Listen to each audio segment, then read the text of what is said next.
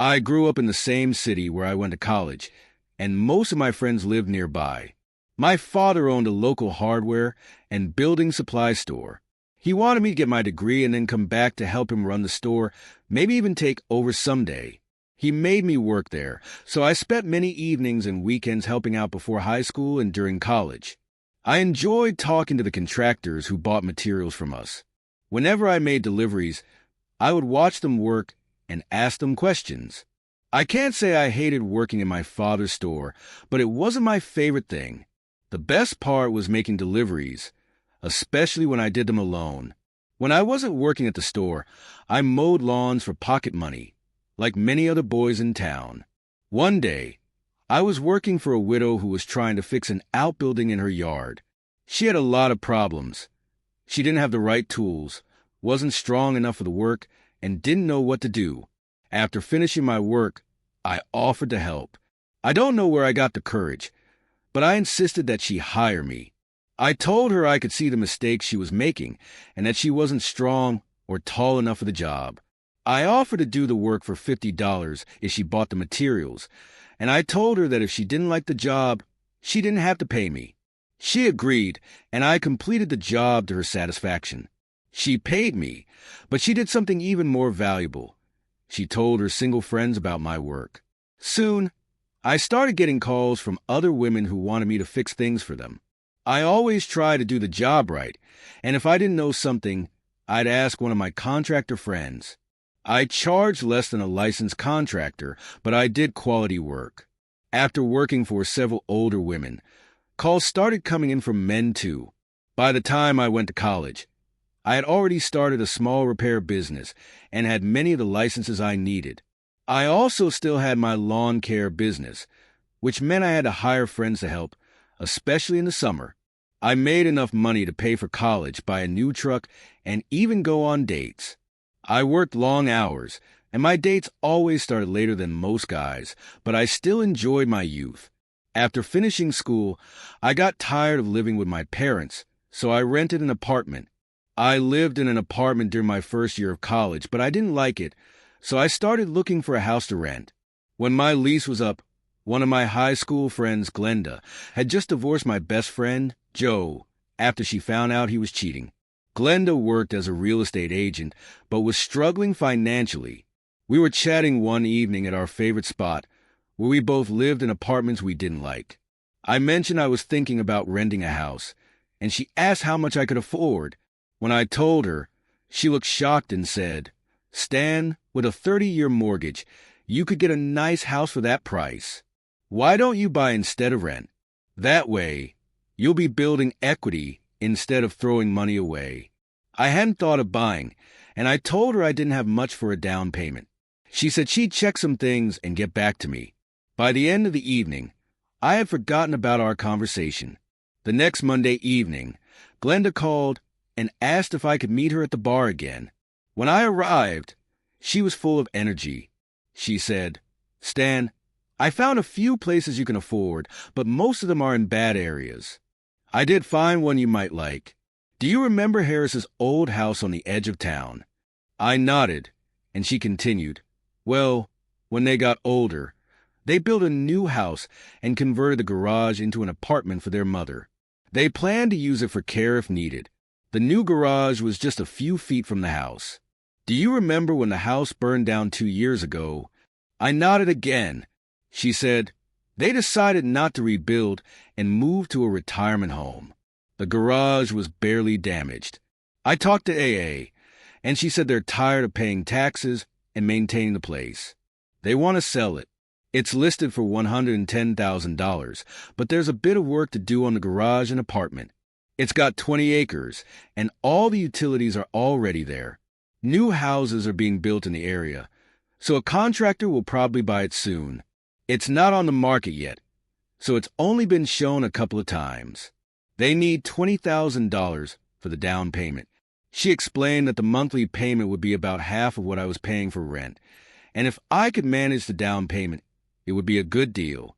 I didn't have that much money, but I really wanted it. I told her I wanted to see the place. Later that evening, I went to my father and asked if he could lend me money for the down payment. He wasn't keen on the idea, but I reminded him that the monthly payments would be half of my current rent. I promised I'd pay him back monthly after I renovated and furnished the apartment. After some discussion, he agreed to lend me the money if I decided to buy the place.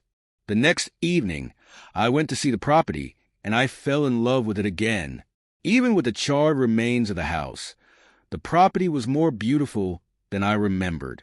The fire hadn't destroyed all the trees and bushes, and I could see a small stream flowing below. I told Glenda to prepare an offer for $90,000. On Tuesday evening after class, I got a call from Glenda. She was excited and said, "Stan, I can't believe it. When I presented your offer, they were about to reject it outright. But then AA asked Homer if he thought you were the right one. They remember you as the nice guy who mowed their lawn, and they wanted to accept your offer. They made a counteroffer at $97,500, which I thought was fair. I didn't hesitate. I said, 'That's great. Tell them I'll pay that amount, and I want ownership at closing.' The bank required my father to be the guarantor for the loan, but everything went smoothly, and by the end of April, I took possession of the property. I made the necessary renovations and moved into the apartment in early June. The summer kept me busy with my lawn care business and small construction projects. By this time, I had 10 employees, most of them seasonal. I found some time to meet with Patty and start cleaning up my property. After clearing the debris from the burned house, I asked an engineer friend to check the foundation. He said it was fine, and since the second floor hadn't burned, I could use it for the renovation, saving me thousands of dollars on excavation and a new foundation. The house was small, about 1,000 square feet on the ground floor. I rented an excavator and extended the foundation towards a garage, doing almost all the work myself. I used my free time and extra money to build myself a nice house. I connected the house to the garage with a glass-covered gallery and a cement floor. I installed a large hot tub, put in a wood stove in the gallery for heat, and ran ductwork to the rest of the house. I finished building the house this summer after I graduated from college. It was 2,450 square feet, designed for comfort and convenience. I had stainless steel appliances, granite countertops, oak trim, and a brick exterior. It wasn't a mansion, but it was a prestigious house. I had a beautiful, south-facing covered patio overlooking a small creek. I finished it for half the price it would have sold for. Patty adored the house.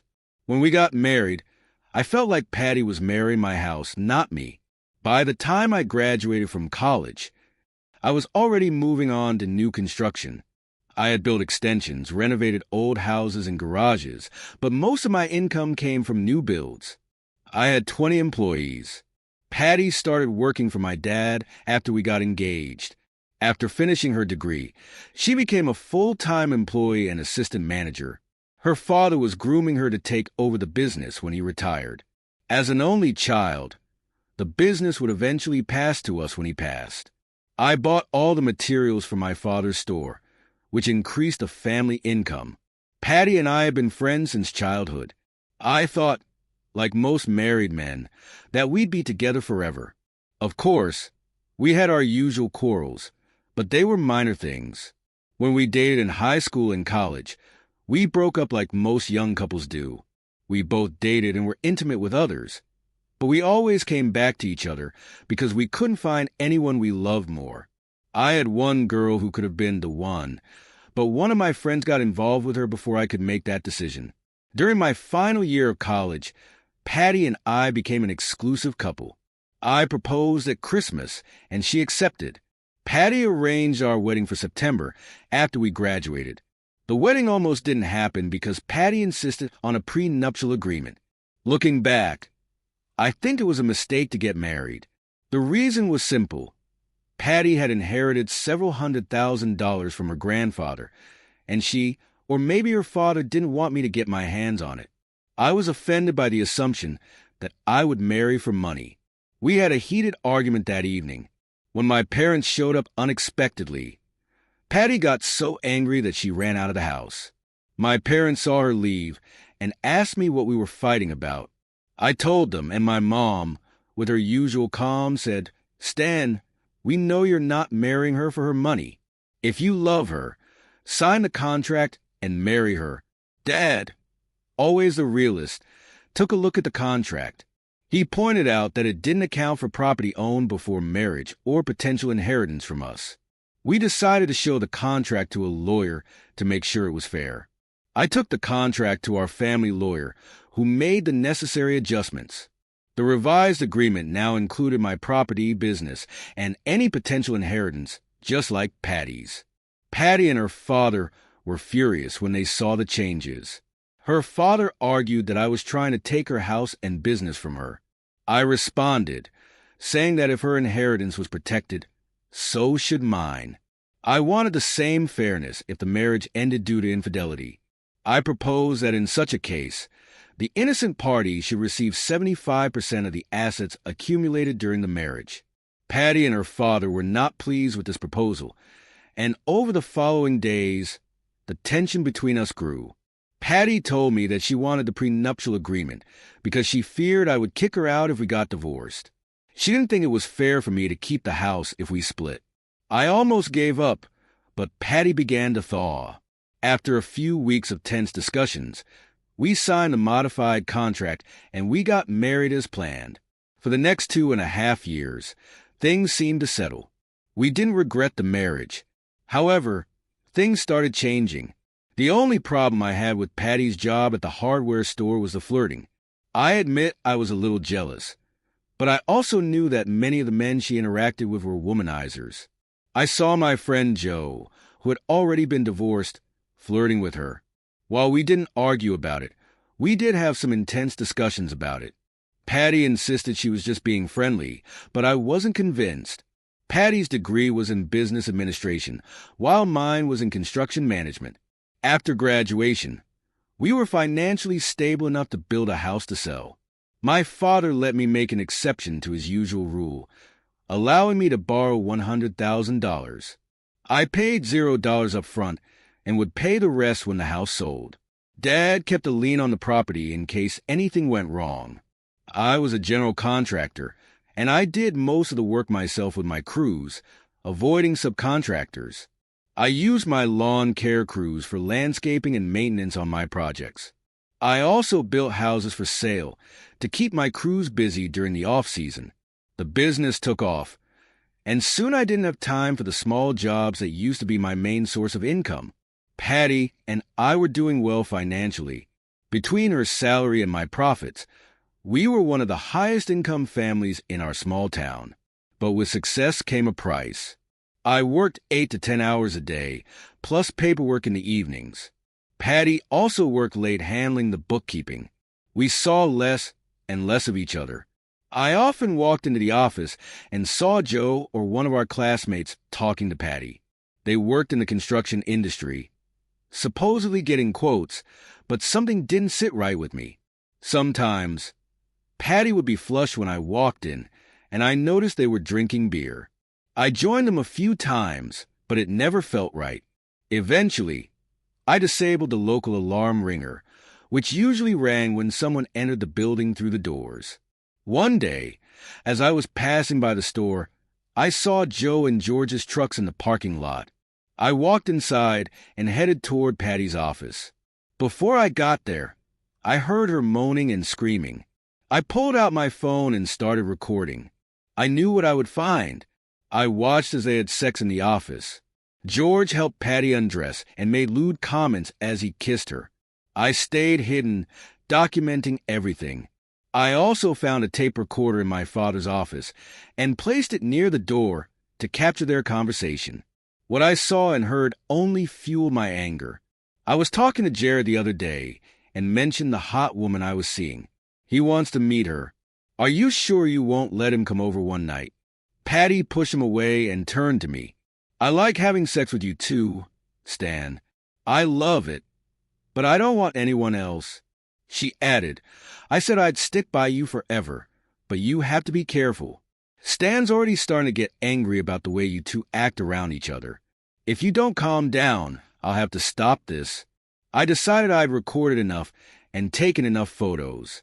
While in my father's office, I grabbed a baseball bat. I was going to teach Joe and George a lesson, but as I held the bat, a thought crossed my mind. George had always been jealous. He was married to his high school sweetheart, who I'd met a few times before. They hadn't gotten serious until Patty and I were engaged, and I'd enjoyed the sex with her. It made me wonder if I should seduce her before dealing with George. That would be better retribution than just beating him up. He always cried when they fought, and he hated it when I dated her.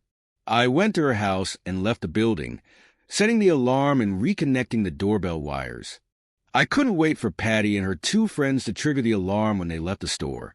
It would confuse Patty when she tried to turn it off, and I knew she'd have to wait for the police.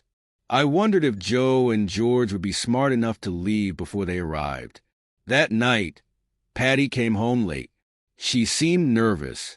I asked her what was going on, and she told me she'd been late to work and couldn't balance the books. When I asked her what she was doing tonight, she seemed uncomfortable. "You're used to my late returns," she said. "I didn't think you want to join me for a beer with my friends." Her face turned pale and then blushed. "I can't believe you, Stan.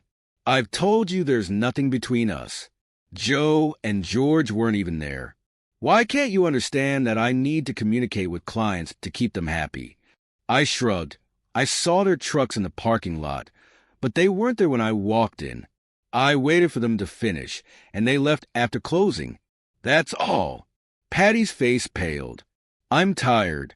I'm going to take a bath and go to bed." I grinned. "Great. I'll join you soon." She looked worried. "No, honey. I'm really tired. Let's do it in the morning before work." I just chuckled. I had other things on my mind. The next morning, I left before she woke up. As soon as my lawyer's office opened, I called and set up a meeting.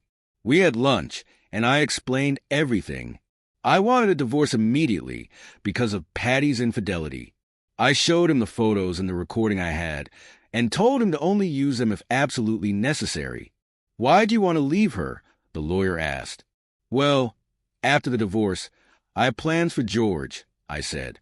"I don't want to warn him yet, but I plan to get closer to his wife, Susan. I want to give her some information about his cheating, and I'll make him jealous. I think that will be better revenge than just beating him up." The lawyer frowned. "Stan, this could backfire. And there's nothing illegal about seducing a woman, but they could sue you for alienation of affection." I laughed. "Let them try. I'll countersue, and I have the photos and tapes to back it up." The lawyer sighed. "All right, we'll file for divorce. But you might be in a worse position financially if both lawsuits go to court." I didn't care. I'm doing what I have to do. By the time I filed for divorce, Patty was furious. She called, shouting, and then my father called to curse me out. I had no regrets. The prenuptial agreement had been a smart move. It would ensure I kept my business and property, as well as 75% of our assets. Later, my father and I agreed to fire Patty. She had ruined everything, and we couldn't risk her sabotaging the business. When Patty found out, she was livid. By Monday, I received her counterclaim for divorce, and my father got a claim for wrongful termination. It was clear I was about to face some expensive legal battles. On Tuesday night, I was at the bar when Glenda walked in. She didn't ask if she could join me. She just sat down across from me. "What's going on with you and Patty?" she asked. I shrugged. "It depends on what you heard, but yeah, most of it's true. I caught Patty and Joe having sex in her office. I filed for divorce, and I forced my father to fire her. People in town say I did it out of jealousy, but I don't care." Glenda was quiet for a moment, then spoke softly. "Yeah, I know how you feel. Joe did the same thing to me. He could never keep it in his pants." I wiped away a tear that had fallen from her cheek. "He's had most of the women he's dated, and a lot of other men's wives," I said. I didn't want Patty flirting with him, or being alone with him. We had a few beers and chatted. Then I walked her to her car. Before she got in, she kissed me tenderly on the cheek. "Everything will work out," Stan. The days dragged on, and I found myself spending less time at work. My friends had split into two camps, those who supported me and those who sided with Patty. I was facing the aftermath of everything, but the hardest part was dealing with my broken heart. One Sunday, I was sitting at home when I heard a voice calling me from the direction of the house. I didn't get up to greet her, but instead tripped and fell over while trying to stand up. Glenda had come to visit me, and she couldn't help but laugh when she saw me on the floor.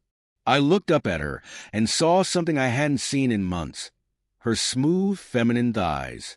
Glenda caught me staring and said, "Stan, put your eyes back where they belong." She helped me up, and we laughed for a while. Eventually, she sat down and we talked. She asked if I was angry with her. I shook my head, though I felt a deep sadness inside. I had no words for the pain I felt. I had lost everything: my wife, my business, my future. Now, all I had was a broken heart and the legal battles ahead. I was so angry at life and at what Patty had done that I had pushed most of my friends away. All I could think about was how much I wanted to hurt Patty, Joe, George, and even Patty's parents. I wanted them to regret ever crossing paths with me. Thoughts of revenge consumed me, and my plans weren't pleasant. I knew that once I carried them out, I would lose everyone close to me, including Glenda. Glenda stood up from her chair and sat on my lap, wrapping her arms around me. Her soft breast pressed against my chest, reminding me that she wasn't wearing any underwear. She shifted slightly, and I heard her gasp. "Stan," she whispered, "why do you think I'd leave if you take revenge on those people? We're friends for life, aren't we? What are you planning that's so terrible? And why are you even mad at George?" "It's simple," I said. "I haven't told anyone, but George was one of Patty's lovers, so I owe him one. I planned to seduce their women, just like they seduced mine." Glenda pulled back and looked at me with wide eyes. "Stan, you're not serious. And you still haven't explained why you want to hurt George's woman, too." "I haven't told you everything," I admitted. "I feel like I owe George for what he did." She shook her head. "Stan, you can't do this. It's not just going to hurt the men. It'll hurt their women, too. You'll break their hearts when they find out you were just playing with them. They're already suffering from being with cheaters. Please, don't do this." Glenda stood up, distancing herself from me. "If you do something so terrible, I don't know what I'll do." She turned and walked away, leaving my yard. A moment later, I heard her car drive off. After my divorce, things moved quickly because we had a good prenuptial agreement. The legalities were straightforward. But dealing with the wrongful termination claim against Patty's father's business was another matter entirely. When the trial started, Patty painted my father and me as monsters. She twisted our words and added her own spin. But things shifted when our lawyer began questioning her. He highlighted her inappropriate behavior: flirting with clients, drinking beer in the store, and neglecting her responsibilities. Witnesses, both from inside and outside the company, corroborated these claims. A particularly damaging testimony came from Patty's father's accountant. He revealed that Patty allowed Joe and George to exceed their credit limits and gave them months to pay overdue bills, which they only made token payments on. The lawyer also brought up my credit account, and my father explained that he had a special deal with me, including an ownership stake in my buildings to protect the business. In contrast, Patty gave Joe and George loans without safeguarding the business, putting it at risk. After 2 days of testimony, the judge ruled against Patty and her father. The judge even suggested they were lucky the case wasn't referred to authorities for criminal negligence or theft. Patty and her father stormed out, furious and humiliated. As we left, my lawyer, Lawrence, stopped me. "Stan, good news. The judge signed your divorce papers this morning. Your marriage is officially over. Do you want me to mail the documents, or will you pick them up?" That evening, I sat on my parents' patio, reflecting on everything. We were relieved the trial had ended well, but saddened by how my marriage had fallen apart. I still can't believe my friends would betray me like this, I said. If I need to, I'll make them pay for it. My mother gasped. Oh, Stan, please don't. A man consumed by bitterness is a pathetic man. Take the right path and live your life fully. It will make you happier in the long run, and might even make them regret what they did. Just then, we heard soft footsteps on the sidewalk. A familiar voice said, Mrs. Taine, that's exactly what I've been trying to tell him. Glenda stepped onto the patio. Stan, I know how empty you feel right now. I've been there. At first, I wanted to punish Joe, but over time, I let go of my anger. One day, I realized I no longer cared. It made me a better person. You need to let go too, Stan. Dwelling on this won't help. Instead, learn from it. Be more careful about who you trust in the future. Don't stoop to their level. It won't bring you peace. She paused, looking at me with what I could swear were tears in her eyes. The setting sun shone behind her, highlighting her figure through her thin dress. I felt a stir of attraction, but forced myself to look away. Glenda broke the silence. I just wanted to congratulate you on today's victory and warn you. Patty has friends spreading rumors and making threats. Please be careful. With that, she turned and left. Later that night, I received a call from the police. The alarm at the store had gone off, and they needed someone to check on it. My dad and I drove over and found several windows broken. After ensuring nothing major was missing, we stayed overnight in sleeping bags to secure the place. The next morning, I returned home only to find some of my house windows shattered as well. I called the police to report the vandalism. They asked me a series of questions, including whether I knew anyone who might have done it. A few months ago, I would have said no, but after what I heard last night and the events that followed, I wasn't so sure. I explained my situation. I recently divorced my wife after discovering she had been unfaithful with two of my friends. She worked as an assistant manager at my parents' store, but after the divorce filing, my father fired her for violating company policies. She had even filed a wrongful termination claim, but we won the case yesterday. I also mentioned that a friend warned me about my ex-wife, her family, and my former friends making threats against us. I added, I can't say for sure, but it feels possible that one of them, or maybe her father, who has been especially angry, might be involved. The officer took note, much like when we gave statements after the store was vandalized. After that chaotic night, life slowly returned to a semblance of normalcy, though things were far from the same. My parents tried to move on with their lives, but I struggled. The house was too quiet, and the solitude was unbearable. During the day, work kept me distracted, but the nights were long and filled with thoughts of Patty. To avoid the emptiness, I started eating dinner out most nights, often at sports bars or fast food places. I drank more than I should, which only deepened my anger and loneliness. Sometimes, I ran into coworkers or a few friends who were still in my corner. They tried to cheer me up and encourage me to cut back on drinking, but I rarely listened.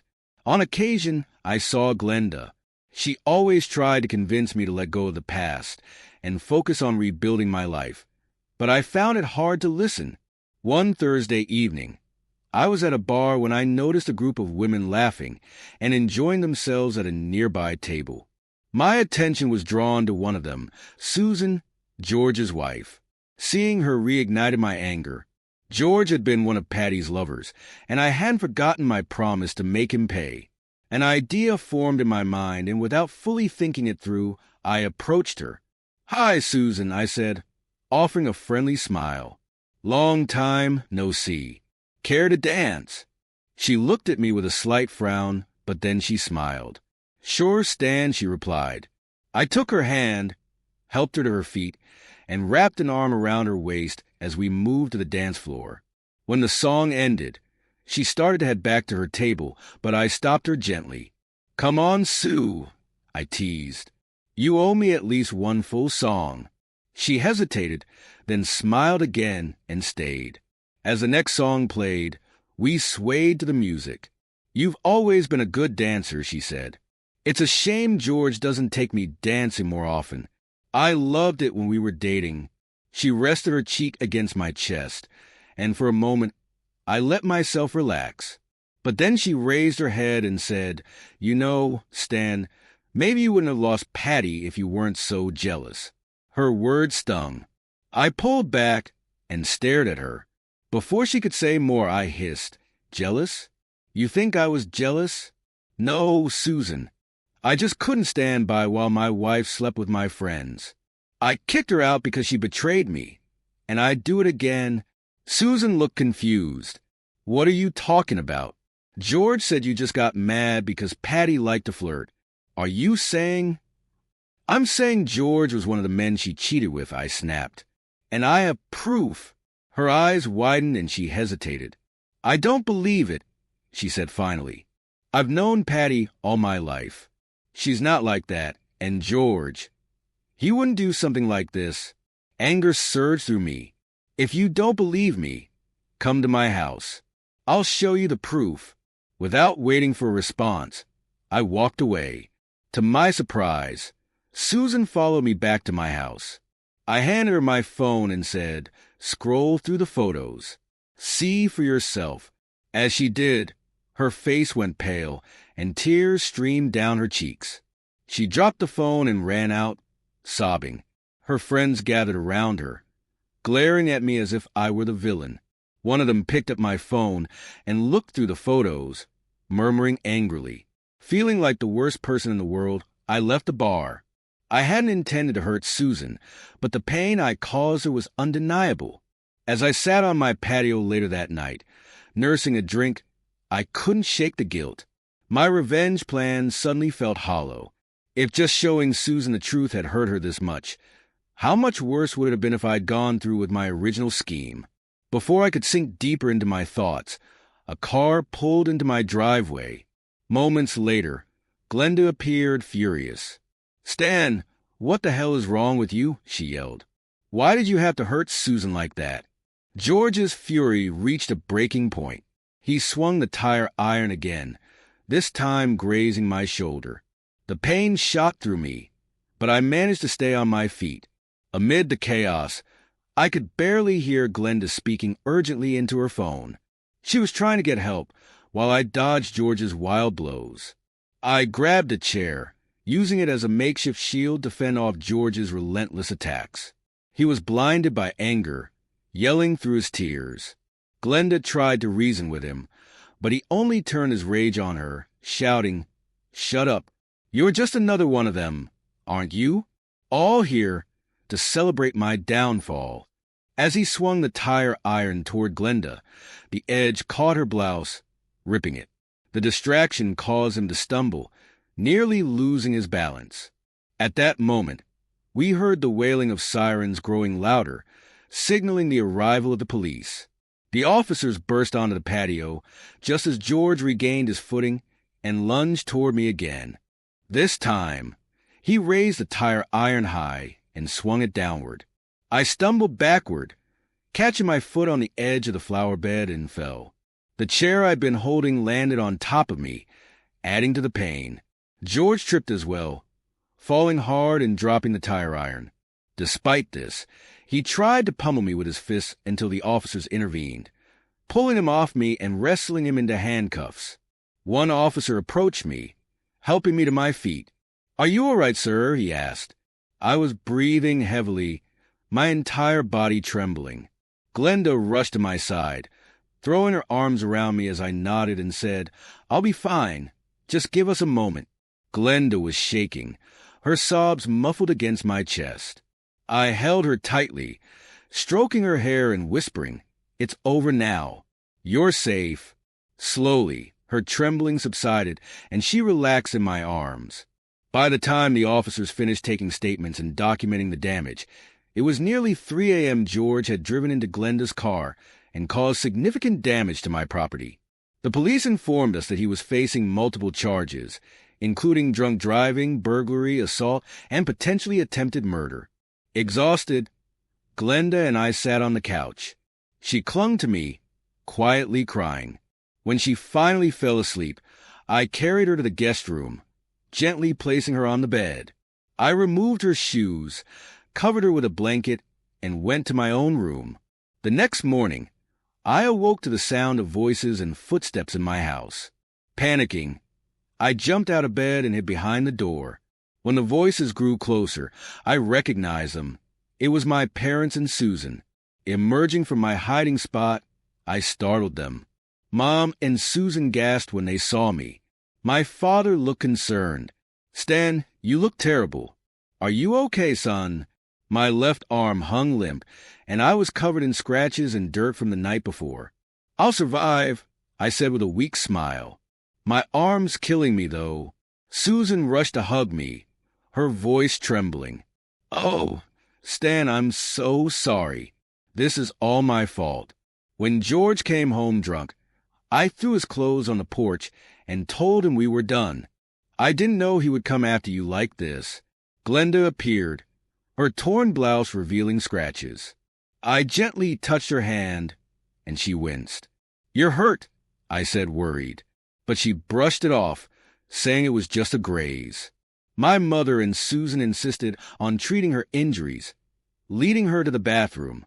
Later, as we sat on the patio drinking coffee, Glenda rejoined us wearing one of my shirts.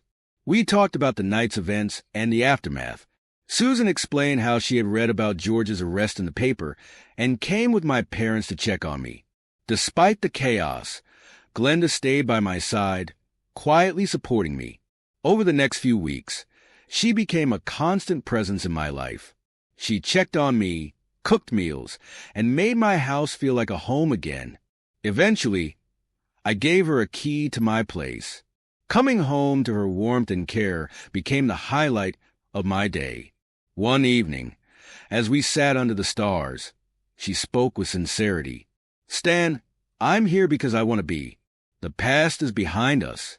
I believe we can build something better together." Her words struck a chord in me, and I realized how much I wanted a future with her. The next day, I bought a ring. That evening, over a candlelit dinner on the terrace, I got down on one knee. "Glenda," I said, "you've become my rock and my joy. I want to spend my life with you. Will you marry me?" Tears filled her eyes as she smiled. "Yes, Stan, I will." Our wedding was small and intimate, attended only by close friends and family. Glenda became not just my wife, but my partner in every sense of the word. Together, we rebuilt our lives, stronger and happier than before. Every evening when I come home, I know I have a loving wife waiting for me, turning my house into a home. No matter what challenges the future holds, I know we'll face them together.